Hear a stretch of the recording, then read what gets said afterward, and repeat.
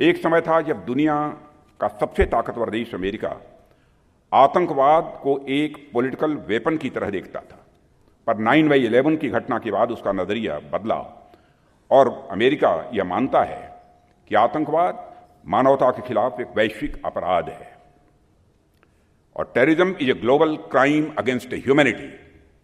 अब अमेरिका भी ये बोलता है, यहां तक कि मुस्लिम देशों में भी यह नजरिया बन चुका है कि टेररिज्म इज अनएक्सेप्टेबल।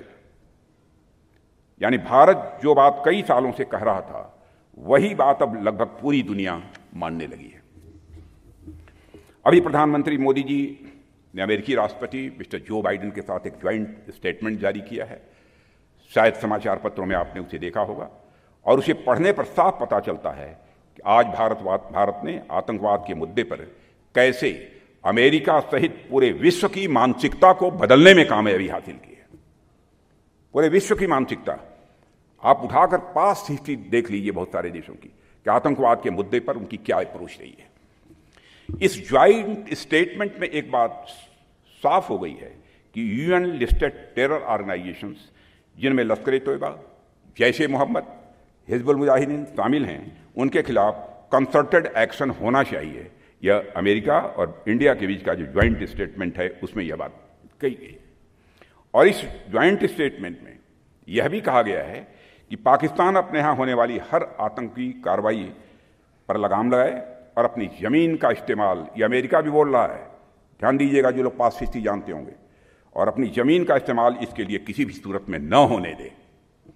साथ ही 26/11 और पठानकोट के हमलों के दोषियों पर कार्रवाई करे। पहली बार यह स्टेटमेंट आया। इसी तरह टेरर फंडिंग को समाप्त करने पर भी ज्वाइंट स्टेटमेंट में बात की गई है। यह छोटी कामयाबी नहीं है, क्योंकि इससे सिद्ध हो गया है कि भारत जो कुछ भी पाकिस्तान प्रायोजित आतंकवाद को खत्म करने के लिए कर रहा है वह सही दिशा में जा रहा है। साथियों, स्वाभाविक है कि पाकिस्तान के हुक्मरानों को इस ज्वाइंट स्टेटमेंट से मिर्ची लगेगी। उनकी तरफ से फिर से वही रटा रटाया बयान आया है कि भारत दुनिया का कश्मीर से ध्यान हटा रहा है। अब मान गए इस बात को, काफी हद तक कश्मीर के मुद्दे से दुनिया का ध्यान हटाने में कामयाबी हमने हासिल की है। मैं पाकिस्तान की सरकार को भी स्पष्ट बतलाना चाहता हूं कि कश्मीर की रट लगाकर कुछ हासिल नहीं होगा। अपना घर संभालिए और जिस तरीके के हालात वहां हैं उसमें कुछ भी जाए तो ऐसा आश्चर्य आपको नहीं होना चाहिए।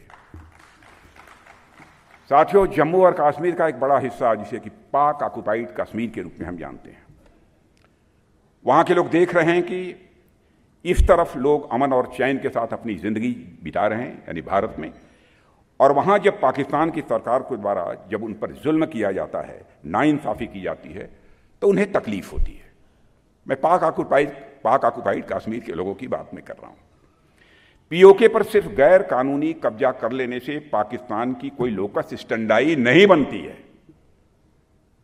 भारत की संसद में पीओके को लेकर एक सर्वसम्मत प्रस्ताव पारित है कि वह भारत का ही हिस्सा था, है और आगे भी हम मानते रहेंगे। और इस मंशा को एक नहीं, कम से कम 3 प्रस्ताव संसद में इस मंशा को लेकर पारित किए जा चुके हैं। साथियों, हमारा अब तो आप ये देख रहे हैं कि पीओके में क्या हो रहा है। मैंने एक बार कहा था कि मुझे लगता है कि बहुत ज्यादा हमको कुछ करने की जरूरत नहीं पड़ेगी। पाक ऑक्युपाइड कश्मीर के लोगों पर जो जुल्म ढाया जा रहा है वहीं से यह डिमांड उठेगी कि हमको भारत में अपने को मर्ज करना है। और आपने देखा होगा टेलीविजन के पर्दे पर कई बार वहां के लोग स्लोगन, नारे लगा रहे हैं कि हमको भारत में मर्ज कर।